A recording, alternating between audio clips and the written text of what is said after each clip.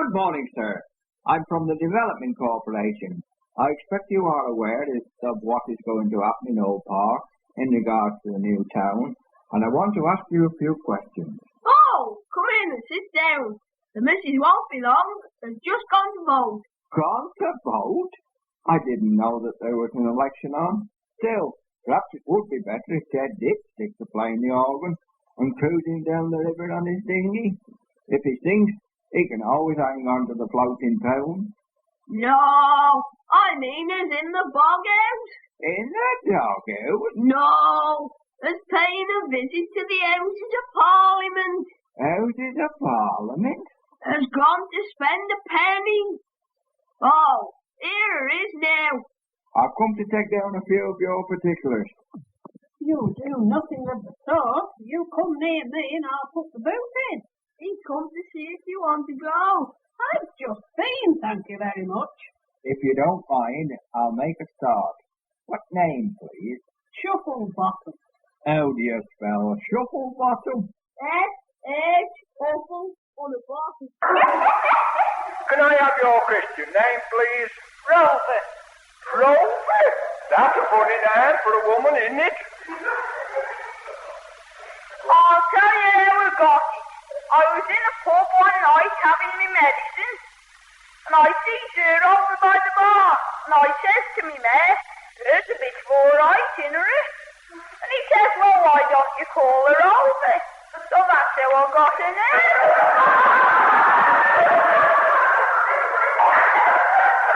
Well, what's yours? Oh, a drop of scotch. What's mine, Missy? I mean, what's your name? Isaiah.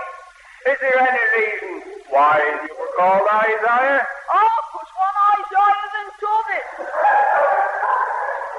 I'm sorry, but I must ask you a personal question. Are you Are we what? I mean, have you Oh, many a time once. He means, are we married? Well, we've been led to believe we have.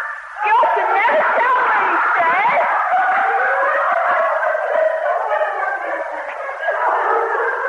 Are there any little Shufflebottoms? 26. We can just muster 2 football teams, a ref, 2 linesmen and a substitute. Well, with 26 children, how do you remember their names? They've each got a letter of the alphabet. How do you manage for sleeping arrangements? Oh, well, they lie at the feet in bed till they drop off. Then Father comes up and he props them up by the wall. Then the next lot gets in and he does the same again. Well, can I ask you how long you've been married? 2. What, 2 years? No, 2 long. Well, just give me some idea how long. 30 years comes next Muxbury. It's over 30 years, Isaiah. Oh, my Lord. Let me see how Jack's the eldest of the flock. And he was born just after the dissection the day we got married. And that was 32 years ago. It's 32 years, I tell you. So that's what you wanted the taxi for. They tell me you're going to get changed. We had ever such a nice wedding, though, sir. The organ played Rescue the Perishing as I walked up the hill, and I was carrying a bucket as valleys as a lily and a sturgeon in my hand. And we had 80 guesses. 80 guesses? We couldn't have the post though, because the fire had gone out. We had a honeymoon at Ketley Sands. When the vicar asked, do you take this woman to be your lawful wedded wife, we almost came to blows. I thought he said, do you take this woman to be your awful wedded wife? Anyway, he asked me again. I said, why does he want it? I offered to toss him for it. Heads he had it, tails I had it. Do you mind if we get on with the questions? Where do you work? Work? Work? Have you heard about the strike? We're gonna go back till Monday.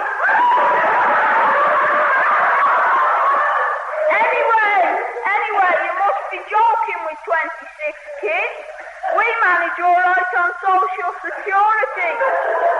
Family allowance, plus a food parcel or two from India, and a bob or two from Christian Aid. We survive. Well, tell me, what's your trade? Well, he's a kind of a fret worker and woodworker. If there's any work about his fret, we used to be in the iron and steel business, you know. I used to iron, he used to steel. Keep the glasses getting steamed up.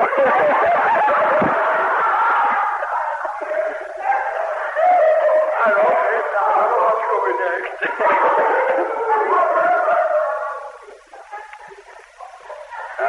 All right.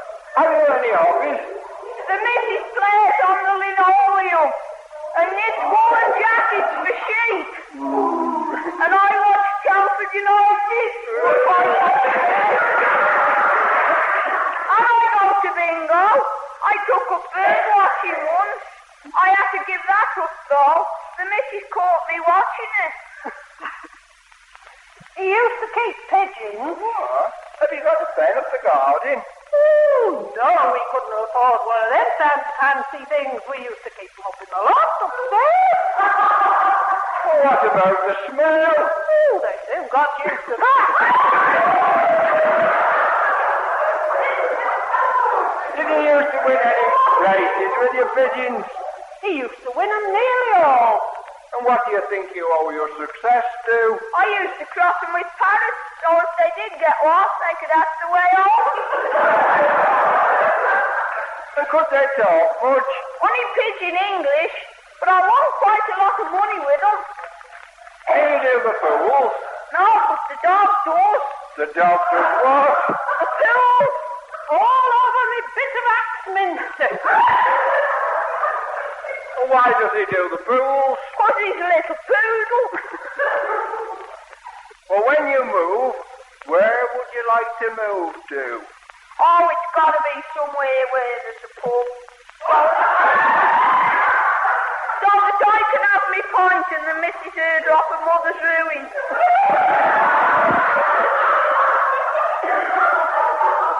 And there has to be a water theatre as well, so that I can do me small and get the kids washed and spin dried. There's a lot of hotels, you know. When I join my national assistance, I'll need a taxi to go and collect it. So I shall have to have the phone in so that I can phone up and order one. Unless, of course, arrangements could be made for a security van to deliver it for me. I suppose you've no objection to being housed at number 10 of Buckingham Palace, have you? No, not really. Why? Well, I'll have a word with Dad and Philip and see what they can do about it. Well, I think that's all for now. Oh, there's just one question I must ask. Now, what about neighbours? Do you object to having neighbours? Object? Object? We've got to have some neighbours. The kids have got to have somebody to terrorise and annoy. Keeps them out of mischief. And besides, we rely on the neighbours for entertainment. We've got a peephole in the wall to watch our telly.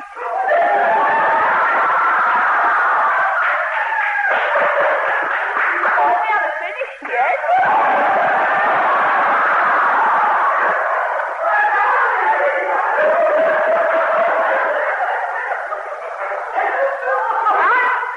Come on. And we listen to their record, and then we have to borrow quite a few things. Oh no, we couldn't have managed without neighbours. Well, I think that's all for now. I expect Mr. Bonnet and Mr. Langton will be round to see you. I'll be on my way. I've got quite a few calls to make before my survey is complete. Cheerio, and the best of British luck. Well, good riddance to him. What a load of old codswallop. Well, never mind. I expect they'll be altering the plan again next week. They'll be running out for money before they get anywhere near here. Come on, Mrs. You put the kettle on. I'll pop round to Mrs. Pitchford's and borrow some sugar and salt. And we know it's a cup of tea. Come on, dear.